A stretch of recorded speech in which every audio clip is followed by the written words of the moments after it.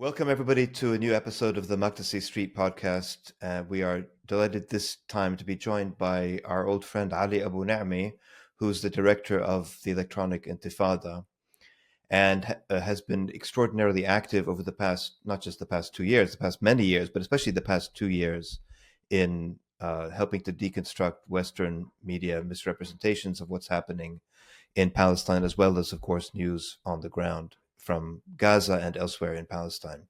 Ali is also the author of two important books: One Country, A Bold Proposal to End the Israeli-Palestinian Impasse, which was published in 2007, I think, and also The Battle for Justice in Palestine, published in 2014. So, Ali, welcome to the podcast. It's a real pleasure to have you here with us. Thank you, Sari. Thank you all. It's a pleasure to be with you. Ali, we thought we'd begin by just asking you about the path you took to establishing or helping to establish Electronic Intifada 24, 25 years ago almost. And just like how you got there. I remember from the days in Chicago, a website you had called Ali's Bitter Pill, I think it was, where you did the deconstruction of Western media misrepresentations and falsifications that you've continued ever since. But just tell us about your path to EI, basically, and what you see the role of EI as these days. Thank you. Yes, it has been that long, actually, even longer. And people may not know, I go back even further with Osama. I knew him when I was in college and he was in grad school, which was well over 30 years ago. I shouldn't say that, but that's how time flies. Really, I think it did start there because when I came to the United States as a college student, I was shocked by the media coverage and narrative around Palestine. That was in the late 80s. It was the time of the first Intifada. And I had been in Europe before, which is not to say that that was a great media environment, but it was certainly much better than in the United States. And at that time, there was more differentiation. Now global mainstream media or corporate media is all the same product. It doesn't really matter where you are. But at that time, oceans mattered, communications were more different. And so even on the BBC, which I grew up with, you got a more complete picture of the reality in Palestine. And I came to the United States and it was a complete shock to hear what was being said. And I just couldn't believe people are allowed to say such lies with no challenge. And so that's where it began. And I started with, activism in college. And then after I graduated from college, that continued. And in the early 90s, early to mid 90s, that was the beginning of the internet as we have come to know it. I mean, the internet existed, but wasn't in wide public use until the mid 90s. And it provided a means to, for the first time in my experience, for Palestinians and others, but particularly Palestinians, to communicate with each other across countries, across continents, and in more or less real time through listservs, which is what we had at the time. And these were basically email groups that you were on. Those listservs became focus for early online organizing around Palestine. We organized campaigns. Most of the campaigns had to do with reacting to media bias, stories that were just completely wrong. So letter writing campaigns and that kind of thing. And then we realized that, we actually had these channels of communication and we could actually start doing our own writing and reporting, not just reacting to what we were seeing in the media. And that's really where it began. And so by the time we founded the Electronic Intifada in 2000, 2001-ish, it was the crystallization of things that had already been happening for a few years, but we put them together in a website. And again, in the early days, the focus was on media criticism, media activism, some of the things you said I'd been doing, Seri, on my own website, but bringing them together in a collective effort. And over time, it has evolved more into being a primary source, doing our own reporting and our own analysis, as well as some media criticism still, which is, of course, part of the analysis. Yeah, that's great. I was going to say, mainstream media, in a way, I mean, I still remember distinctly the day I decided I couldn't bear hearing Linda Gradstein from Jerusalem on NPR. It's just cut that off. That was like 30 years ago or something now, or even longer than that. And so on. Obviously, TV news, same thing. I mean, a lot of us is completely delinked. It's not part. These things are not part of our day-to-day, just living. They're not part of us anymore. In some ways, they've gotten like BBC has definitely, it seems to me, gotten worse over the past 20, 25 years. Other media have stayed the same. Sometimes they do surprising things, like every now and then CNN or the Washington Post will run a story and you'd be like, wow, I didn't, it's sort of unusual for them to do that. But as we know, Electronic Intifada is part of a proliferation of other, what are called alternative media, including social media and so forth. So do you think that proliferation, or not do you, how do you think that proliferation of alternatives to the mainstream press has changed the representation of Palestine in I guess the West in general, the US in particular? How do you think it's changed the political landscape, or has it changed the political landscape? What do you make of, like, where are we politically relative to this shift in media coverage that we've been talking about? I just want to say I agree with you. I definitely think the mainstream media has gotten worse. And I think the trend that has made it worse is it has become more official. You may remember, as I do, that I hesitate to sound like, for example, I'm romanticizing or idolizing the BBC in a former period. The BBC was always the voice of the British Empire and everything that came with that.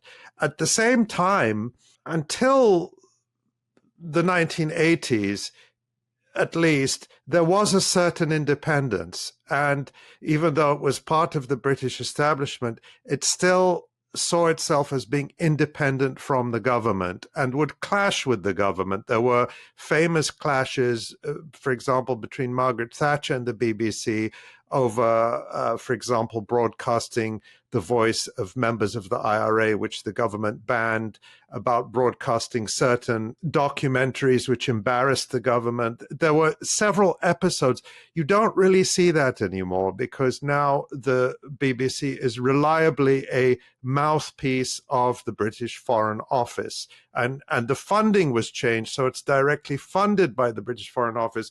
But I want to say this is a trend we see more generally, not just with the BBC. I think the BBC is emblematic of it.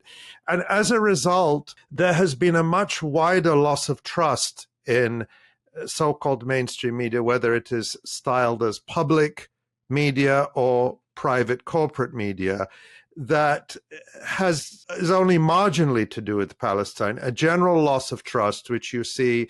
I was looking yesterday at a recent poll from the Pew Research Center, finding that among Americans, just in the past couple of years, trust in the media has plummeted significantly.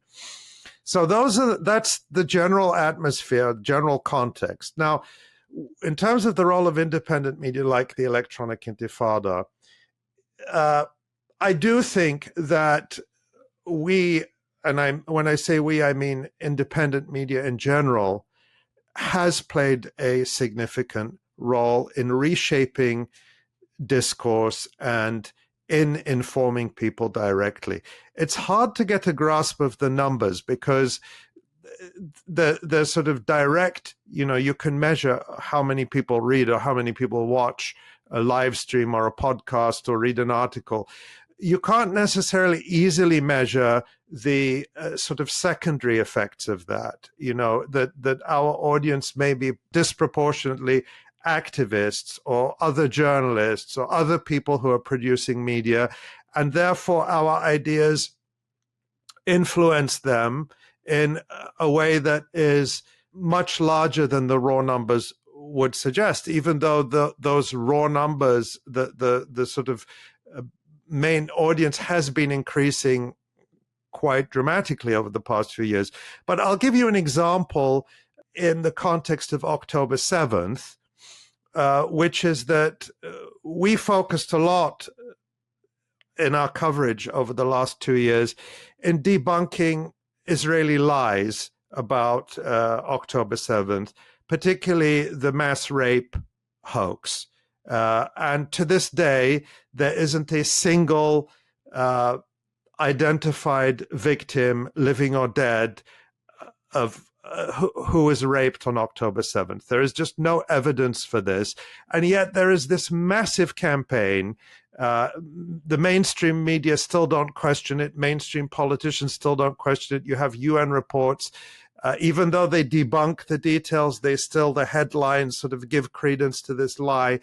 There are well-funded organizations spreading this lie.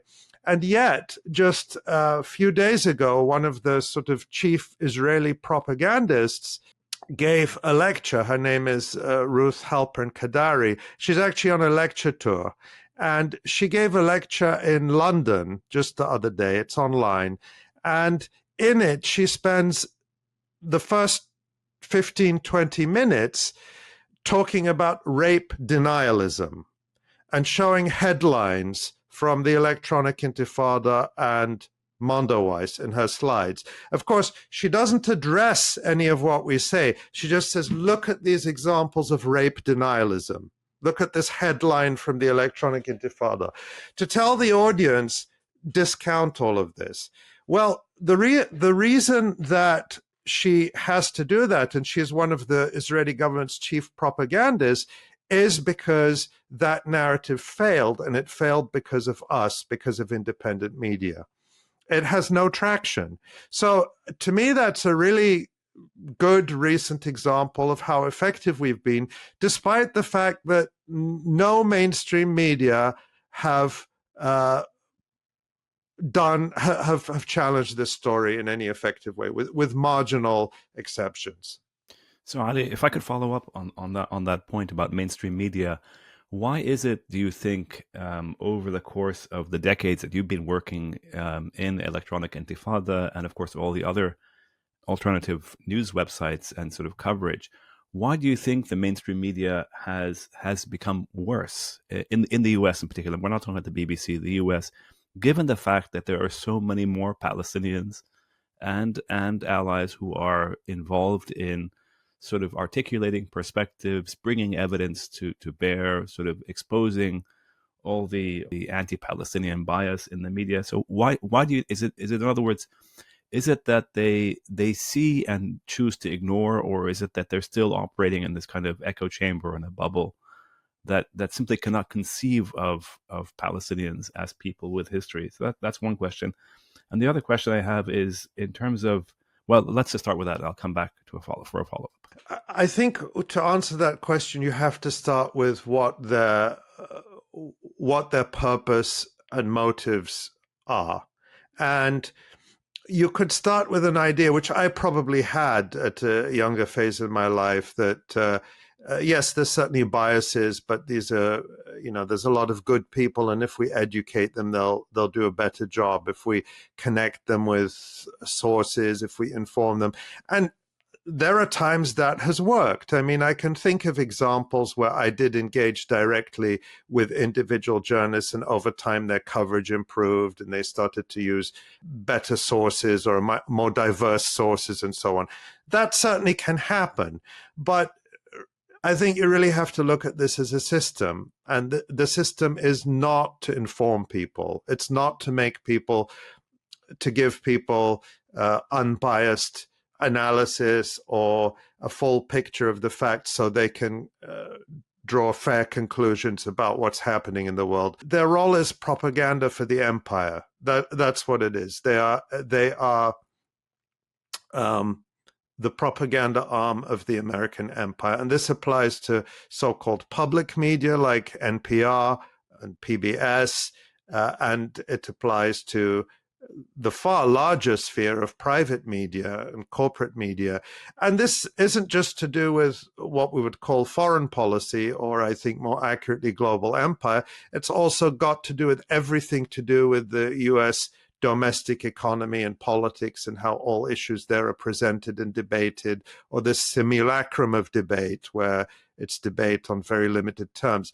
So that's why. And I think that the system could tolerate at an earlier phase when there was more confidence, when there was more control, when the US was more of a unipolar power, it could tolerate allowing a little bit more dissent into the system in order to, increase its credibility as an unbiased source. So I remember during the second Intifada, we're talking in the early 2000s, it was fairly common for me, you can go back and find these appearances, it was fairly common for me to appear on CNN, even on Fox News. A couple of times I was on Hannity and Combs, or whatever that show was at the time, on MSNBC, on NPR. NPR was actually harder to get on than Fox News, but it happened. On CBC in Canada, I was on routinely, on mainstream news shows in Canada, and on the BBC. I was regularly invited onto the BBC World Service Radio, and on a few occasions on Radio 1, which is the main national network. That is simply unheard of now. It wouldn't happen. And that was still true, I would say, through the 2014 Israeli massacre in Gaza, to a certain extent. Since October 7, 2023, I have not been contacted by one single mainstream Western network. Al Jazeera, yes. TRT of Turkey, yes. The Chinese CGTN of China, yes. RT, yes. Countless independent outlets in Europe or the United States, yes. But not one single name brand mainstream media. And that's... So why is that? Why is that, Ali, do you think? I mean, what's your speculation? It's not speculation. I mean, these are arms of these are the propaganda apparatus of the empire. In 2021, I mean, this was a sort of notorious incident during the Israeli massacre of May 2021 in Gaza. Deutsche Welle, the publicly funded German international channel, made the mistake of inviting me for a live television interview, which of course I accepted. I just told them a few home truths. I mean, nothing that I think would be controversial at all here. And it created an uproar, and they issued a public apology, and they condemned me through the German official DPA news agency. Deutsche Welle issued a condemnation of me. I mean, it was extraordinary.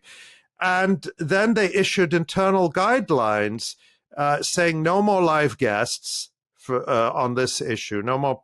And then the guests have to be carefully vetted, and there are certain words that are not allowed. This was an official Deutsche Welle memo, so you're not allowed to say the word apartheid, you're not allowed to talk about boycott, and so on and so forth.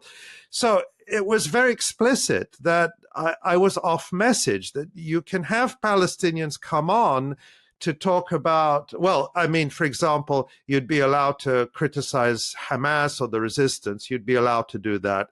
You'd probably be allowed to criticize the Palestinian Authority and call them corrupt or talk about the human rights abuses. You could certainly come on and talk about so-called humanitarian issues. So Palestinians can be victims. But that's it. You're not allowed to provide analysis. You're certainly not allowed to criticize your betters, who are the Germans and the French and the Europeans. Those are explicitly the limits. They were set out in that Deutsche Welle memo. But of course, again, this would be common to all of these outlets. They are very common. And how many BBC journalists or ex-BBC journalists have we had who've come out in the past 2 years and said, we were being censored. We were being told, you can't say this, you can't say that. Our young colleague, Abu Bakr Abed, the Gaza journalist, contributor to the Electronic Intifada, wrote for the Electronic Intifada about this, how young people in Gaza who are being approached by the BBC for interviews, being contacted by WhatsApp, were being subjected to political litmus tests before they could be interviewed about, do you support Hamas? What do you think of October 7th? These sorts of questions, which I'm sure Israelis are not getting asked before they're put on air. So we don't have to speculate, because they tell us it's specifically political reasons why we're not allowed on. Ali, just to follow up also on this, you mentioned a little earlier that that before they would let you on, in a sense, would let people like you and maybe us on because they were confident enough to tolerate a little bit of dissent on the margins. So following with this, it means that this idea of now there's much less confidence. They have a lot less confidence, but at the same time, paradoxically, they're exerting so much more control. You mentioned the German example there, but I mean now in the US with the takeover of CBS, the takeover of all these kinds of private as well as public institutions, including media, the level of exertion that we've talked about, including TikTok, Kareem, TikTok, everything, all the social media, the Twitter, all these different things. The amount of control is fairly insane, but at the same time, you would think that would make them more confident, but they're actually less confident and less able to tolerate even the most marginal of even the most small margins to allow people like yourself and others kind of onto this thing. How do you explain it? And is it also, can you also talk about the funding? So this alternative media, which is rising, which is coming up, becoming more influential, including Electronic Intifada, is there more funding coming in for this, or are people, young people especially, simply searching for those alternative voices? Yeah, I mean, again, if we broaden the discussion out from just the media, I think the same analysis applies to other so-called liberal institutions in the United States, like universities. And, the way I think about it, is similar to how Joseph Massad explained it in one of his columns over the last year in looking at the violent crackdown at Columbia University, his university, but we've seen that across the United States, and university administrations very willing and complicit in these crackdowns. And again, it's similar, from the late 60s until recently, these universities could tolerate an element of dissent because that boosted their image and their self-description as these bastions of freedom and debate and vigorous exchange where people come to be exposed to ideas that challenge them and make them uncomfortable, and all of this bovine feces that they spout. But the moment the dissent reaches a point that it actually is seen as a systemic threat, then the crackdown becomes very, the gloves come off. And that's really what's happening. And so they are asserting more and more direct control on the media, on universities, on other institutions, because they have less and less reach and less influence. And the measure of that is in the fact that even US public opinion has turned against Israel. For the first time in more than 30 years that I've been monitoring these things, we've seen in the last year or two majorities in the United States who are disgusted with Israel, who don't support Israel. We saw the first poll ever that I can remember that I think was a New York Times Siena poll about a month ago that showed for the first time more Americans supporting Palestine than supporting Israel. It was narrow. It was something like 35% to 34%, but still that was unprecedented. Plus, within that same poll, a clear majority of Americans not supporting economic and military aid to Israel. These are unprecedented shifts. And over the last decade, we've seen these shifts happening in sort of subgroups of the US population. So among young people, among people of color, among people who vote Democrat, and so on. We were already there. Now we're at the point where this has crossed the threshold of the population as a whole. We'd never had a majority in the US before who had antipathy towards Israel. And so do you think, Ali, do you think it's because of is it because of the coverage that sort of Electronic Intifada and other sort of organizations are bringing and shedding light on all the horrors that have happened and have been happening for decades in Palestine? Or do you think it's because of the genocide itself? Or it sounds like you're saying the genocide is culminating longer term shifts. But is it I think it's Israel?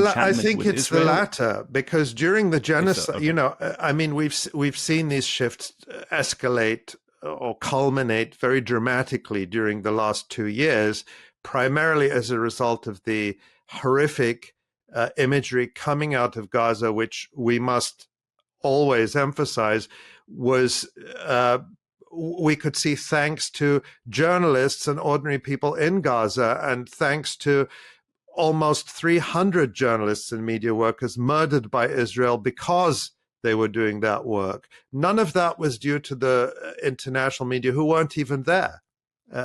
Because of Israel. So yes, absolutely, it's because of the genocide. And so, but I do think that the work we've been doing over many years, and when I say we, again, I include us all in that, the work you've been doing as public intellectuals, as through this program, and that other independent media have been doing, has, I think, educated a lot of people over the years and provided a framework of analysis and context for people to understand what's going on. And so I do think that they come together. You asked, is there more support for this? Is there more funding, Osama? Probably, but the question is from where? I think that it is, as far as the Electronic Intifada is concerned, I can only speak to that directly. We are funded by readers and viewers. That's where the vast majority of our support comes from. And certainly it's increased over the last 2 years as we've done more work, and we've expanded to try to keep up to some extent, which is an impossible task, really, given the scale of what's happening. But I think it comes from people understanding the value of this type of work, and seeing the difference between what we do and what NPR does, which is supposedly independent and public, but as you said, it's night and day. So, and of course, we might talk about this more. There's far more control over the platforms that we rely on. And so we are, in a sense, very vulnerable in that sense, because we see more and more censorship as our reach and influence grows. I think it's interesting, Ali, that, as we're saying, and we've talked about this before on this podcast too, that what looks like the strength of Zionism, institutional Zionism in the US, with all of the repression, our own campuses, my own campus, is another, textbook example of violent police repression.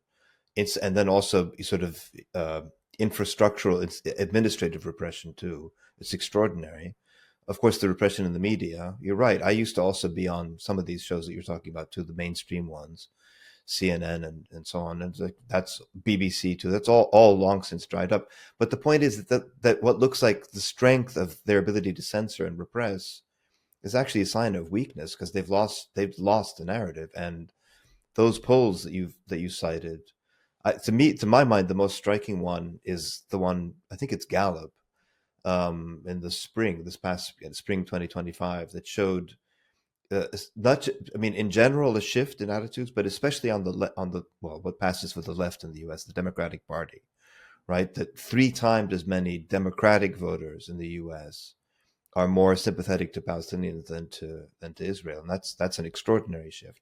But I do want to say, by the way, yes, the genocide in Gaza accelerated this process, but it was there. I remember writing about this myself. It was there in the spring of 2023, and before the genocide got going. There was all, and I think it's been this accumulation of that. I would say goes back to Sabra and Shatila, or the siege of Beirut in 1982, that horrified even Ronald Reagan at some point.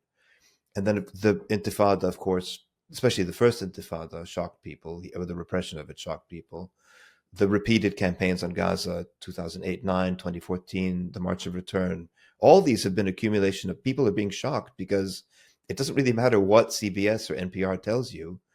You see with your own eyes. Like you don't have to have a PhD in international relations to understand with your own eyes what you're seeing, right, in Gaza. So I think that's kind of incredible. But so here's the next question.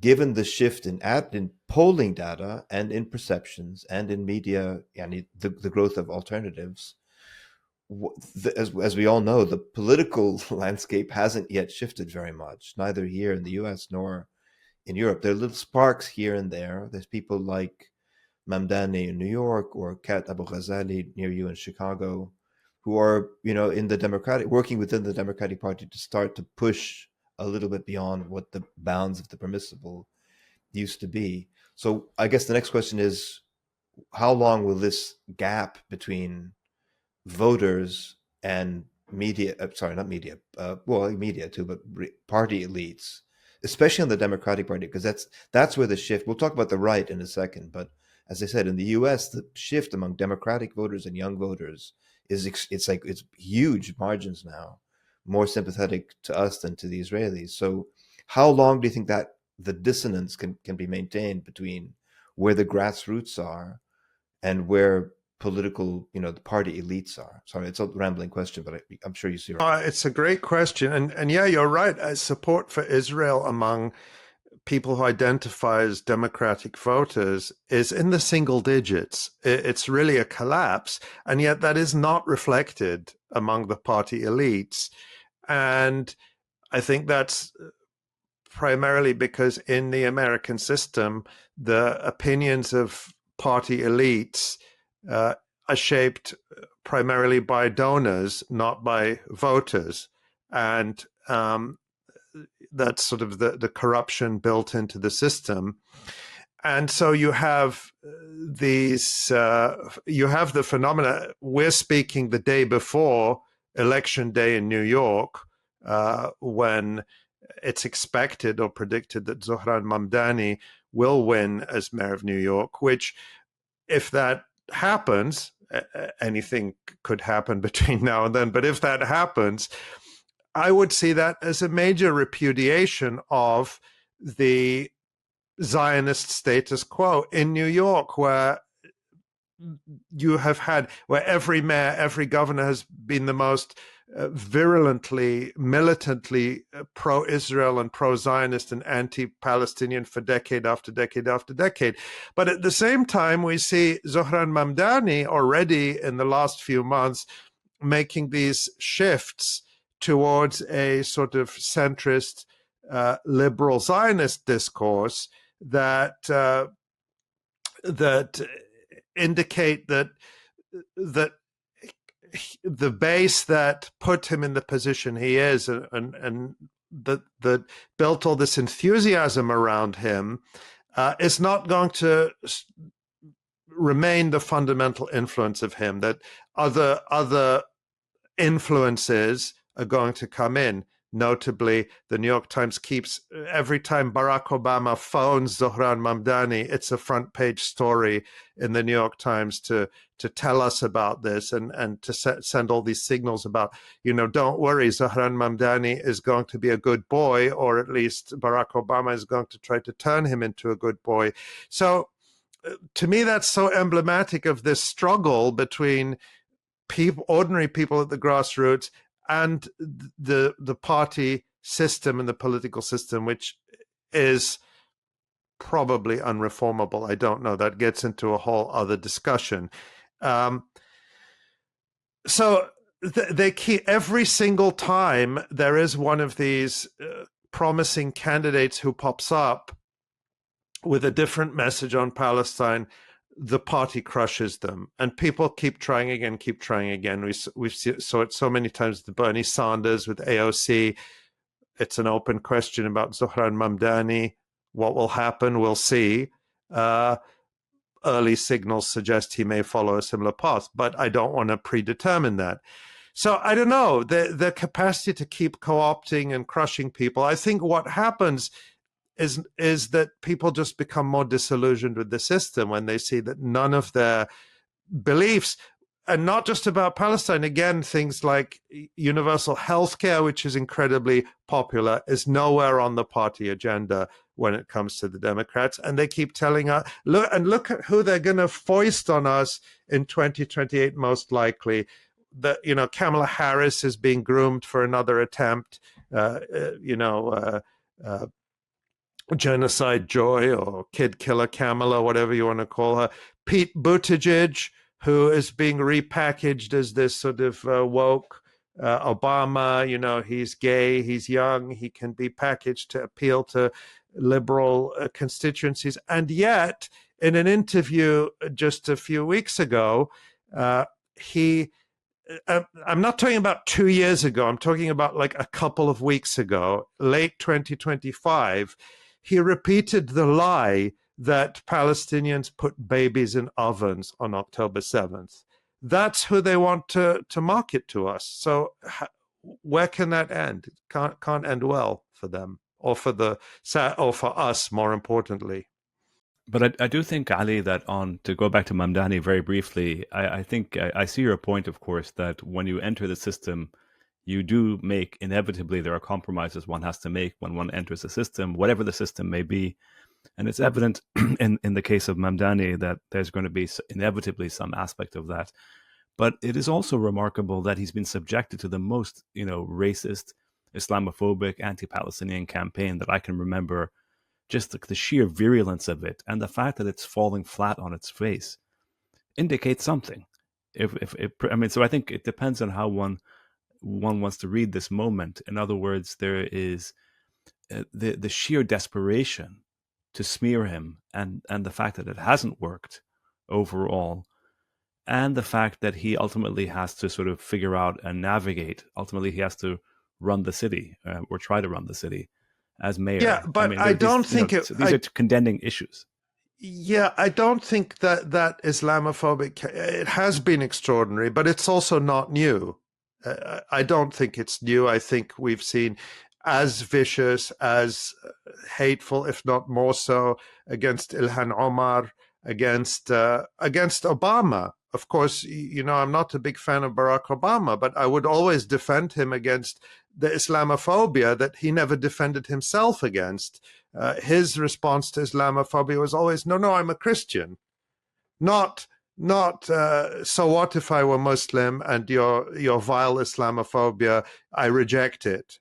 I would be proud to call myself a Muslim in order to stand with victims of your vile Islam. No, it was always, I'm a Christian, I go to church.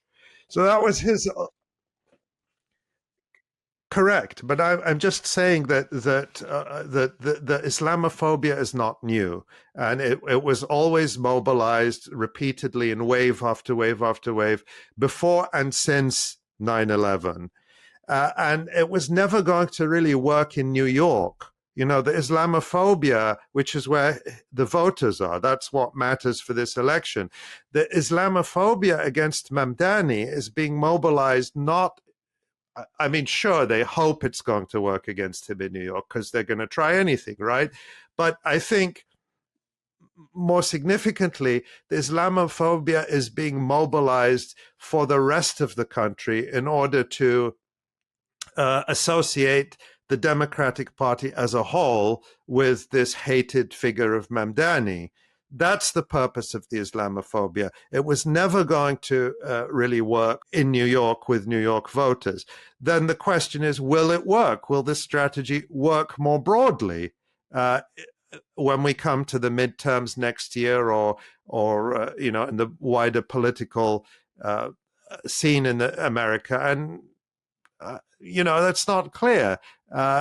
They can turn it on and off. There are times when it is more and less effective. I think we've all felt times when it feels that the atmosphere is a little bit more relaxed. And, there was a time when they were full on Russiagate, where you felt like they're after someone else for a change. It gives us a bit of a breathing space. And then they come back to this anti-Muslim and anti-Arab and anti-Palestinian hatred, which we saw focused earlier this year around Mahmoud Khalil and the other students who are targeted.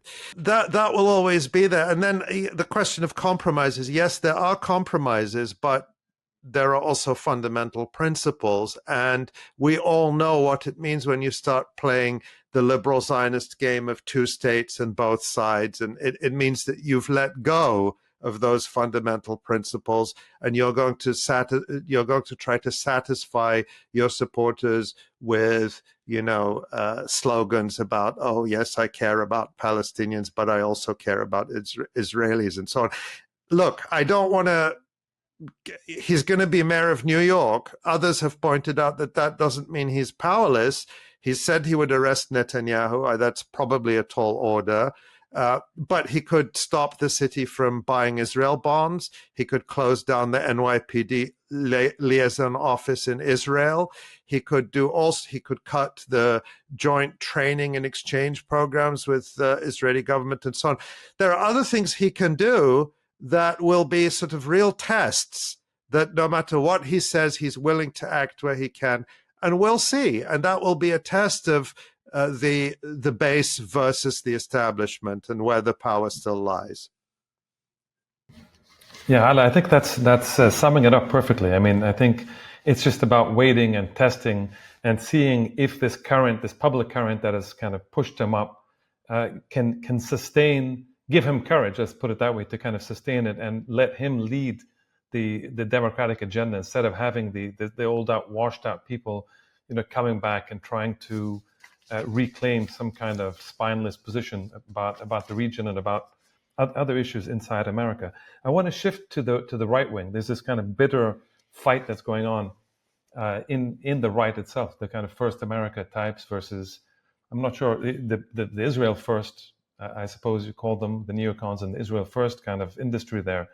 And in particular, people like Tucker Carlson, Candace Owens, and Representative Marjorie Taylor Greene, and others like this that started kind of shyly speaking up a little bit for different reasons, and now they are much more vocal than some, certainly in the Democratic Party and other parts, where they're calling out the genocide, where they are piling on huge pressure on AIPAC and exposing AIPAC, and this sort of thing.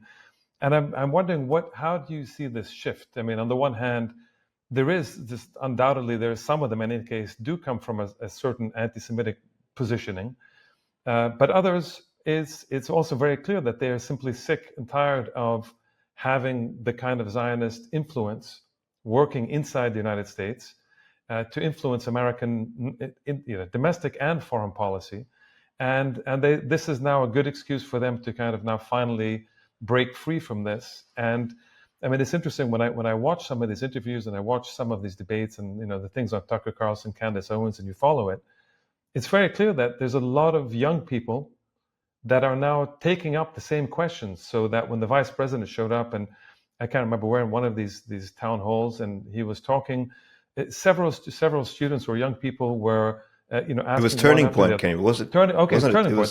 Turning Point, I think. Yeah. Okay, so yeah, it was Turning Point, and so the idea was, okay, so what do you? Why are we still, what is AIPAC, and why are we still supporting Israel, and things like this? And so it's a very interesting shift, and I wonder what you make of that.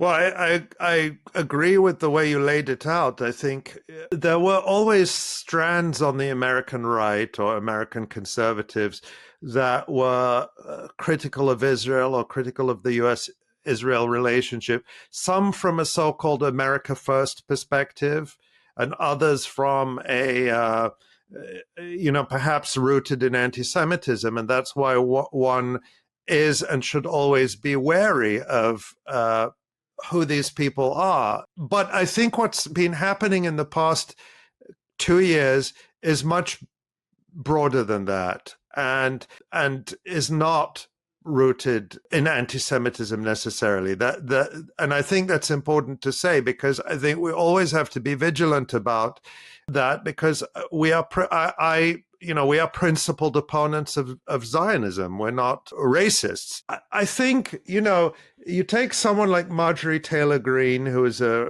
very right-wing, America First, pro-Trump, relatively new member of Congress, and you'd think, well, she went to Congress probably with a sincere belief that she's going to serve the people who she says, who she describes the people who go to the rallies.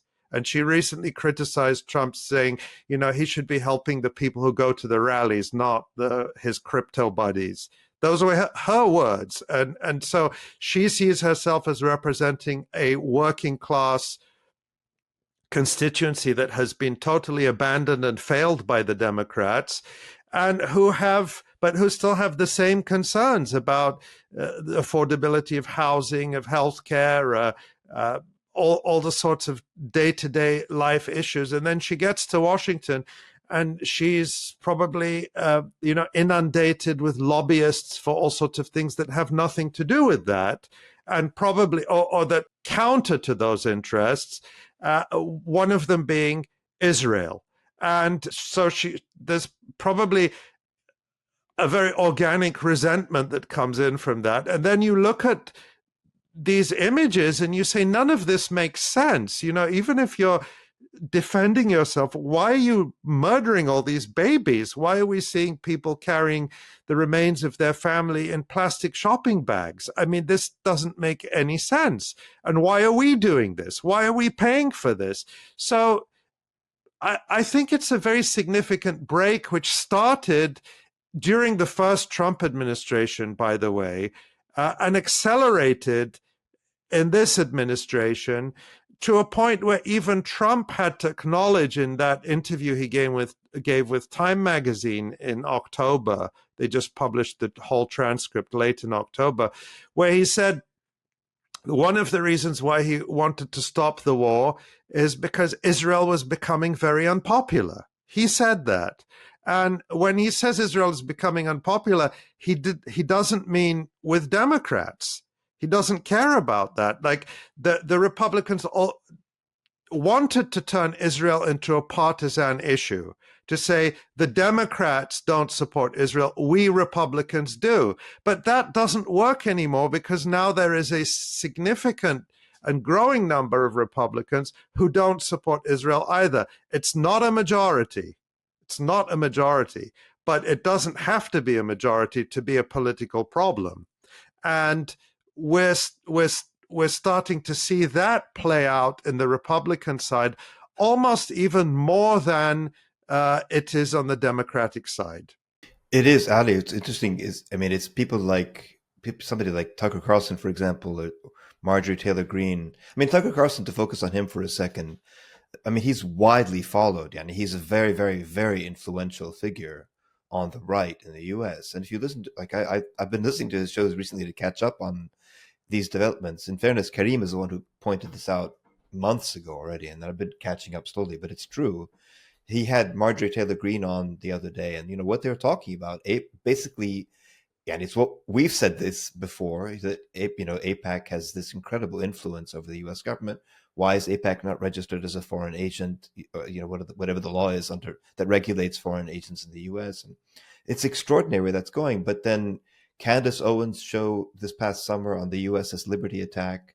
There's stuff now that's coming out. Finkelstein, she just did a very widely watched thing with I haven't seen that. But the point is, there are all these things that are now coming out. I think most Americans didn't. The vast majority had never heard of the USS Liberty, a U.S. Navy ship attacked, as you know, by the Israelis in 1967, and basically almost sunk.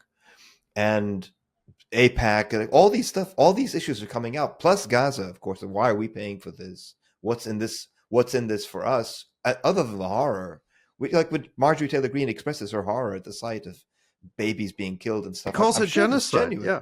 Yeah, absolutely. So And nobody's stopping anyone else from saying that. I get this criticism when Marjorie Taylor Greene says something I can't disagree with about the absolute horror that's weird, going on. Right? Yeah, it's weird. I share it. I say Marjorie Taylor Greene is saying this, and then I get pushback from people say, "Oh, Marjorie Taylor Greene is this horrible person. You shouldn't be boosting her. She's only saying it because of this, that, and the other." I say, fine. What's to stop the others from saying it? Why isn't AOC saying it? Why isn't Bernie Sanders saying it? These so-called avatars of the let them say it, and I'll share that too. But they were forced to get that from them. They were forced to in the end. Bernie Sanders, in the middle of all this thing, and after the whole thing shifted, he wrote that article where he and several others ended up saying, yes, it is a genocide.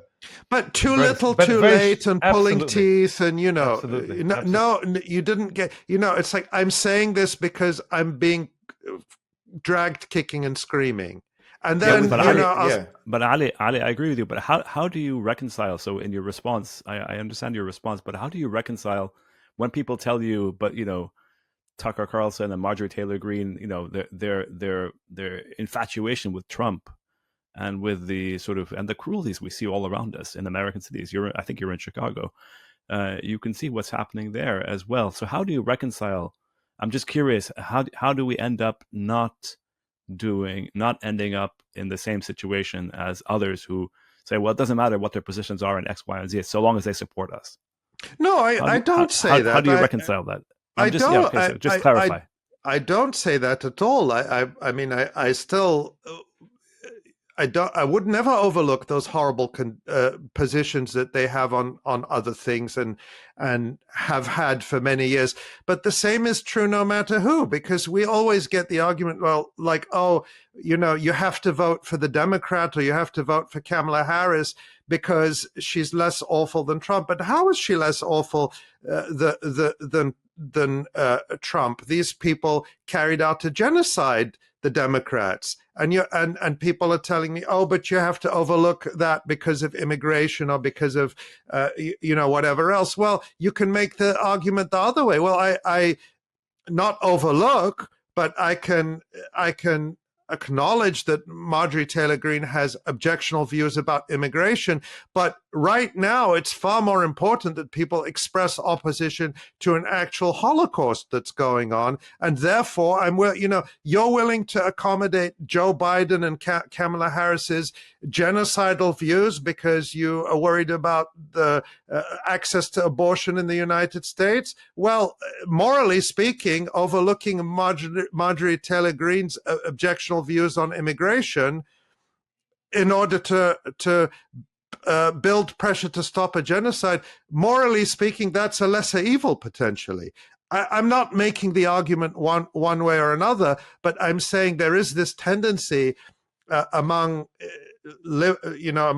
American liberals to overlook the pure evil that they routinely support and have normalized in the name of the comforts and privileges and to some extent, to be fair, basic needs of Americans, which always have to be traded off against the lives of black and brown people being massacred or murdered in the rest of the world.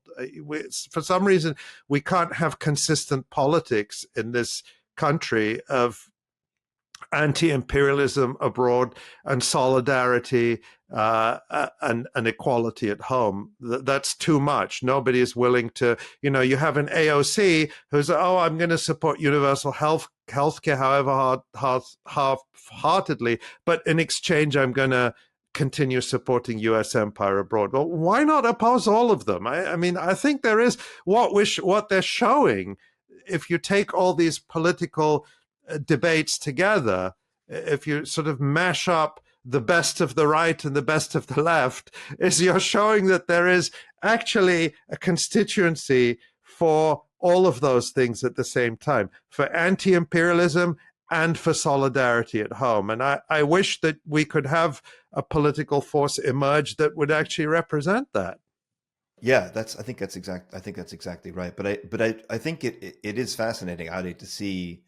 I mean, my last book is all about how, for decades, support for Zionism in the Western world, especially in the US and Western Europe, was premised, it was really on the left more than on the right. For decades and decades, it was built on a culture of denial about what it is that Zionism has done to Palestinians, not in the past 2 years, but in the past 75 or 80 years. And how slowly they've lost support for Israel and Zionism in a place like the US has been shifting from the left to the right, in recent years, since Reagan, I would say, more or less. But what's interesting now is that they've clearly lost support on the left at a popular level. We've been talking about that before, but they're also now beginning to lose support on the right. And it's like, I think it's coming at them from both sides, and especially, by the way, it's if you look at the youth level too. Karim brought this up a while ago. At a youth level, even young right-wing Republicans are now increasingly skeptical of Israel, and also appalled by the genocide in Gaza, to give them credit. So I think there's maybe something good will come of this in the US after all. I mean, I don't know. Do you think that it's naive? Do you think we are going to see change? Or let me ask it in a different way. Our mutual friend Ilan Pape has said on your show and ours that we're in the terminal stage of Zionism. Do you think that something is changing? Do you think fundamentally support for the Zionist project in Palestine has lost, or is beginning to lose, if not lost, and certainly at the popular level in the Western world, which was its source of nourishment for all of these years even before there was a state? Yes, is the short answer, but at the same time, and an emphatic yes. I can't see this horror show going on forever, but it can go on for a while. And I think one thing we've learned over the last 2 years is how entrenched that sort of accumulated power and influence is of Zionism, how deeply embedded it is into the whole apparatus of Western barbarism, not civilization, how attached the West is to it, far more attached than I would have expected. I mean, they were willing to let apartheid South Africa go at a certain point. I mean, the West was deeply committed to apartheid South Africa, but once the Cold War ended, they were willing to let it go.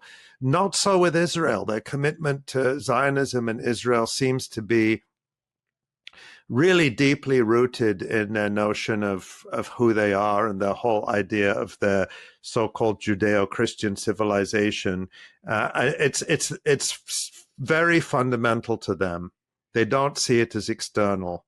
But when I say they, I mean, we're talking about the elites who are in power. So the question is, will we see the question of whether we will see all of this popular revulsion and popular solidarity for Palestine translate into change depends on the prospect for democracy in these countries.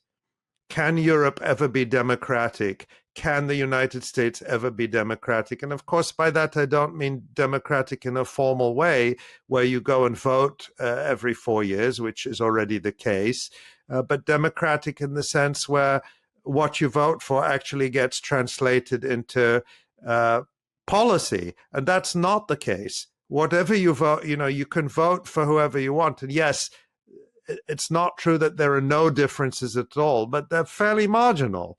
I mean, we're not really changing the trajectory of the U.S. economy and the accumulation of more and more wealth and power in fewer and fewer hands. Those trends have not really shifted because a Democrat or Republican has been in the White House. In Europe, the governments are completely vassals of the United States. Voting makes no difference. You can vote out the Conservatives and get a Labour government in the UK, and it makes no difference whatsoever on almost any level. Or it's worse, actually, in some ways. Or it's worse. The same in France, the same, in Germany, of course. So it's the same. So what we need so the question is, can Europe and the United States ever be democratic? So far, the answer has been no. But if we see democratic movements emerging in these countries in which ordinary people can actually take power and make their will influence the policy, then I hope so. So given that answer, Ali, I mean, why then do you say emphatic yes to Sadi's question? If in fact it is such a, I mean, you're giving a realist answer and a very sort of, I mean, based obviously on the experience of decades of working and knowing the way these countries are. So why do you still say an emphatic yes? Is it just because, I mean, yeah, maybe you could explain that. Then I actually have another question about when when we go back to Lebanon or Jordan or these places, the cynicism there, the sense of, I mean, I'm wondering what you make of either when you go there, the sense of despair that is so clear. At least to me, it's clear that people don't have time for, we're winning in the long term, we're not winning in the long term. There's a sense of defeat and a sense of cynicism that's so striking. And I'm wondering, when you shift to the Arab world and what's your sense of that too? So first, why the emphatic yes, and then the Arab part? Yeah, it does sound like I'm contradicting myself a bit. No, it's not. Just normal. In a way, I mean, I'm saying you're right to point it out. Why would I give an emphatic yes? I mean, part of that is, the optimism of what is it? The will. Optimism of the will, yes, and the pessimism of the intellect. So those things are always in tension. But at the same time, I do think these things play out. It's obviously things change. Things can appear very rigid and very fixed in stone. When I was growing up and a teenager, the Cold War was a fact of life. The Berlin Wall was a fact of life. The idea that these things would ever go away, for better or worse, was unthinkable. And they went away pretty quickly, not necessarily for the better. That's a topic for another day, perhaps. But the point is, things do change, and they don't always go the way that those who think they're in charge want them to go. And none of these political systems are totally immune to popular will and public pressure.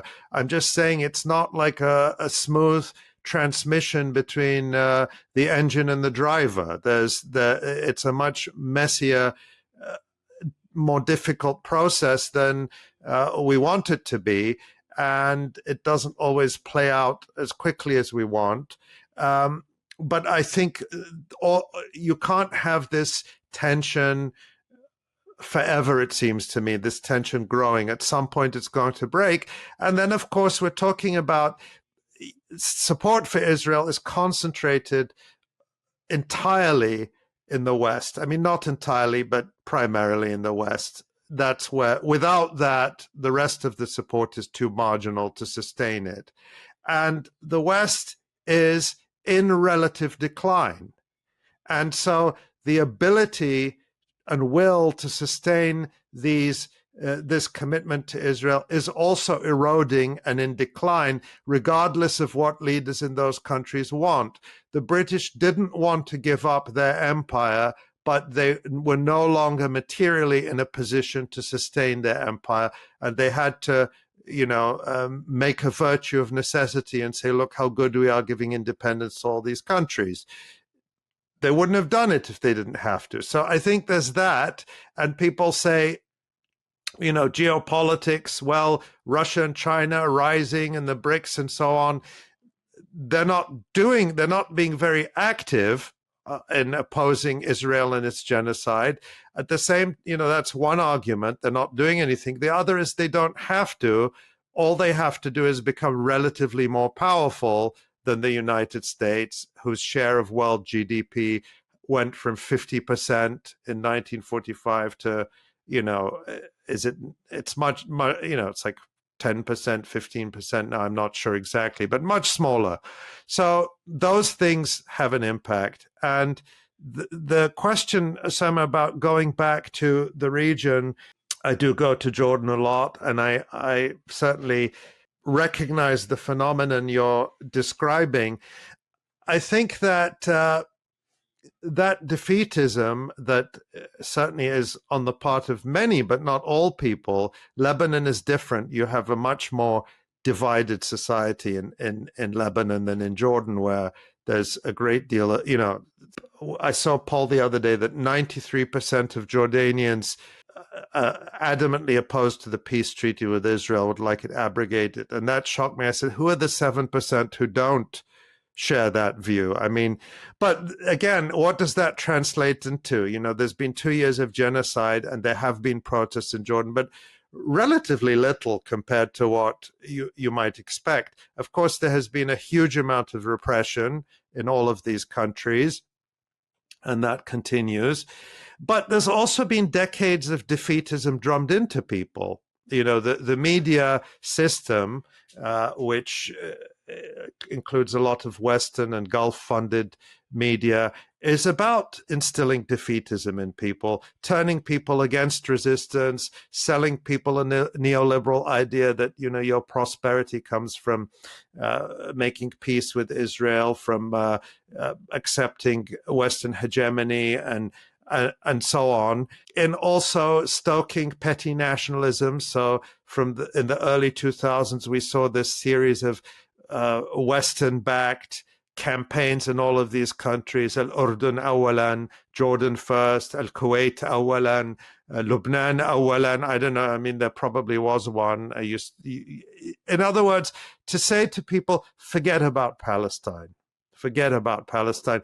And the remarkable thing is they thought they'd achieved that on the eve of October 7th. We had Jake Sullivan, Biden's national security advisor, saying, the Middle East has never been more stable. Everything's fine. They thought that they had the Palestinians under control, that it's just a question of management. You let a bit more aid in here. You, do a few more projects on women and development and irrigation here and there, funded by the EU, and everything will be fine. And that's also been drummed into people. And I think this idea that what the Americans, one of the greatest propaganda victories of the United States is convincing a lot of people, I think particularly among the elites, of the omnipotence of the United States. That America wants this, America wants that, and therefore that's what will happen. Whereas things rarely go to plan for them. I mean, it doesn't mean they don't mess things up and destroy things. Yes, they do. But the outcome isn't what they wanted. Iraq was supposed to be an American protectorate with American corporations in control, an American viceroy running things behind the scenes. And it ended up being China that rebuilt Iraq or is rebuilding Iraq, not American companies.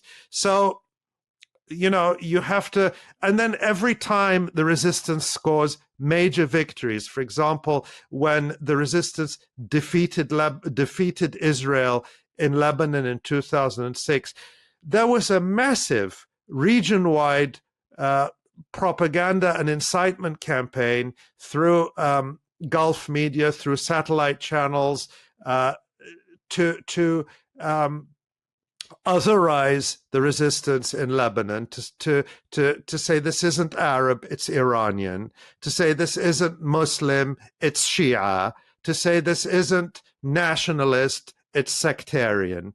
And all of that propaganda has an effect. And I think October 7th started to reverse it, but I mean, we still see the deep commitment of the Arab regimes and significant segments of the Arab elite to Zionism and to American empire, and that still has a grip, unfortunately. Ali, thanks so much. We wanted to end on a high rather than a low, but it's was okay. that a high or a low? That was a low. No, that was because we should end on a high. We should end on a high. The high is that I think we agree that, well, at least you and I agree. I can't speak for my brothers; they can speak for themselves. Zionism is in terminal decline. I agree. I definitely agree with that. It's the time. It's the time factor. That's the issue. Always, even before there was a state, they needed. Like I've written about this in the 19th century. The slow drumming up of cultural support for Zionist project in Palestine goes back. You could trace it back to Byron, at least. Byron certainly George Eliot and stuff like that through the, and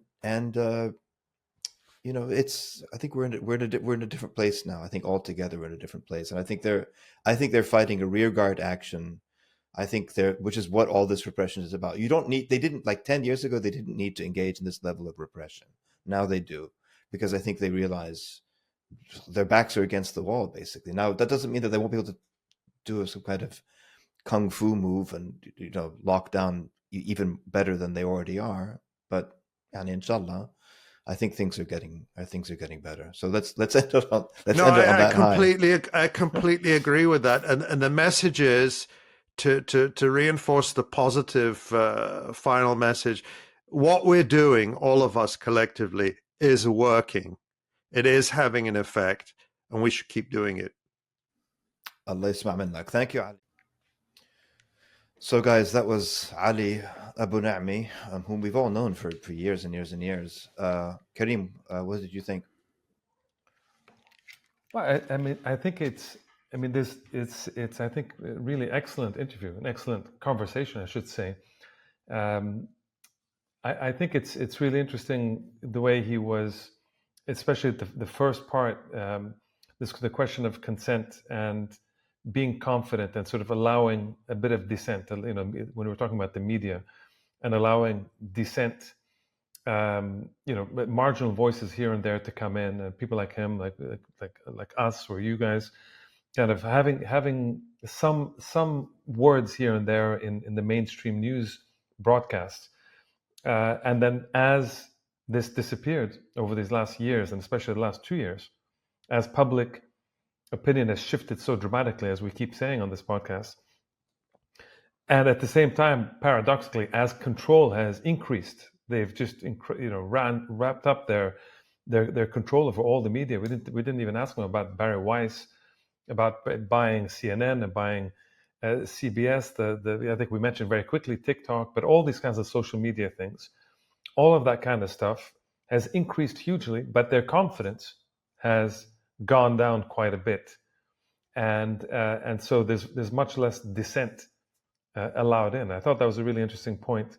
We didn't quite get into the funding thing to see, well, what are these voices that are coming into the larger alternative media, the big ones, including I think his, but even the bigger ones, the alternative media seems to me that, and we talked about it, like the right wing ones, the Tucker Carlson ones, are much bigger than, I don't know. I mean, what are the left versions of Tucker Carlson that have big platforms and that are having those kinds of discussions? I should have asked.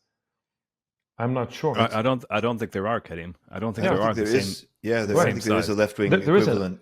And if AOC had a podcast and she had that kind of thing, then that would be I imagine that she would have the same number of listeners and stuff like that, but she doesn't on purpose. What did you think, Karim, of the point he was trying to make? Since the idea of saying those who like Mamdani, the idea of when you enter politics and you enter sort of like the established, or you're trying to become a mainstream politician, so to speak, inevitably there are compromises you're going to make, and what did you make of that discussion? Yeah, I personally, I think it is. I think the conclusion is very true, which is we have to wait and see. Is he going to go, is he going to keep on compromise and compromise and compromise, and I want to become a senator, I want to become president. So, that thing kind of just goes and goes and goes until you get to that mythical center with a bit of edge, because now you need a bit of edge, but, because that's brand, but still, to this kind of mythical center that the Democratic Party will be okay with you. Or, and I'm hoping this is the case, the public pressure is so high at this point, and the contrast with what Trump is doing, the kind of revolution that came from the right, embodied by Trump, is so clear, and the spinelessness of the Democrats, with people like, what's his name, Hakeem Jeffries, and people like this in New York. These are the guys that represent this kind of spineless supposed left. Trump will call them the radical left, but it's a joke, right? Those kinds of people. So I think there is a turn away from these kinds of people. And maybe Mamdani is a bit of an outlier to an extent, but what he represents, I think all the others in the mainstream are observing this, and they are shifting their opinions and what they're saying to match it. Even Kamala Harris, I heard some of her stuff. Yes, she was booed, and yes, there was because of her association as vice president with Biden when the genocide started, and rightfully so. But even she she several times tried to make the point like, no, it wasn't me, and I'm the only person who spoke out, and I said things about the Gaza children and things like that. So they're trying to come back into this position of saying, no, we are acknowledging, we're not going to use the word genocide, but we're acknowledging the suffering and all these things in the Palestinians, and we have to finish this, we have to end it, etc. And I think that's being pushed by the public who are platforming people like Mamdani and other people like this. And I think it's a structural change. Ali was suggesting we have to wait and see, and we do have to wait and see. But I do think, in other words, you think, and Sadi, that maybe this is for you as well. You think there's a possibility of a structural change, as opposed to what he's saying, which is that there's insurgents and then it's very, very difficult. But yeah, I think there's a possibility. I think there definitely is, because for some of the reasons that came up in our conversation with Ali. First of all, there is a large scale shift in popular opinion, especially among young people. And the left and right. Both left and right. It's more pronounced on the left than on the right, but it's there on the right too. And all the Charlie Kirk stuff. We've heard this, and we've talked about this many, many times. No, hang on. But that's one piece of it. But the other piece of it, which is not unrelated, is that America is in decline. We have to remember that always. So Zionism has always so far latched onto the most powerful empire in town, effectively, right? It was under the tutelage of the British Empire. And then there was almost like a ritualistic passing of the baton from the British to the Americans after 56 and into the late 60s and so on. And so America isn't declared. It can't afford, like, this thing about sending hundreds of billions. It can't afford to do this kind of thing. Literally, sorry, this country is increasingly broke. Can I interrupt just one point? Because interrupt. Because you've said this, and I want to say that if you came to Lebanon now and you told people that, they would laugh, because the American empire has never been as pronounced as it is now when it comes to Lebanon. Evident. You look at the embassy; they just opened this massive embassy, which you see satellite pictures of. It's enormous. I think it's the second largest embassy in the world after the American embassy in Iraq, and it's just massive. They opened it just after this war ended in these last few months. It was a decade-long project. The Americans are all over the place. Their pro-consuls are coming and going. They're putting boots on the ground in Gaza. They are physically present everywhere in here in our area right around here. Karim, I take all that, but actually your mention of Iraq reminds me. The U.S. invested literally trillions of dollars in taking over Iraq, including building what was then the biggest embassy in the world, the one in the Green Zone in Baghdad. And they failed miserably. So the American empire, such as it is, yes, it's very strong. Yes, it can do incredible damage. Yes, it's very harmful. Yes, it's killing people in boats in the Caribbean or wherever. Yes, yes, that's all true. But it also has this astonishing record of failure, abject failure. So I think people shouldn't take it. I'm not saying ignore it, but it's not like the American empire has accomplished very much for all of its abuse of power. In Afghanistan, it failed. In Iraq, it failed. In Syria, it failed. It's failed all over the place. It's got a much longer record of failure than it does of success. So, yeah, Sadi, okay. I think Sadi, without being too like doom and gloom, but I think you could also look at the other side and say the other side has also failed too. In other words, the opposition has also. In other words, there's a difference between. So that's which goes back to the question of what we asked Ali at the end, and I'm wondering what you both think. The question where you asked him, Sadi, about Ilan Pappé's sort of prediction that we're now in the terminal phase of Zionism, and he said emphatically yes. And then when we pushed him a little bit, he said, "Well, that's more optimism. It's more optimism of the will, pessimism of the intellect." And I'm wondering, wait, hang on a second. If it's an emphatic yes. It didn't sound like an emphatic yes after he gave his answer. It's an emphatic yes for me too. It's not just. I would. No, I understand, but is it based on? In other words, are you emphatically yes because you want to believe something, or emphatically yes because you're actually? I just finished saying the American empire is an empire. That Trump is a symptom of America's terminal decline. He's not a cause; he's a symptom. And so we have. That's a very important context. So yes, the U.S. is still very powerful. Yes, it can do all kinds of malevolence all over the world, including in Lebanon, Palestine, wherever. Yes, they send this guy, Tom Barak. Yes, of course, that's all true. But on the other hand, I mean, as I said, its record of failures is much more impressive than its record of successes since 1945. Look at Vietnam. Look at Cambodia. Look at everywhere where they've tried to intervene. Karim, go ahead.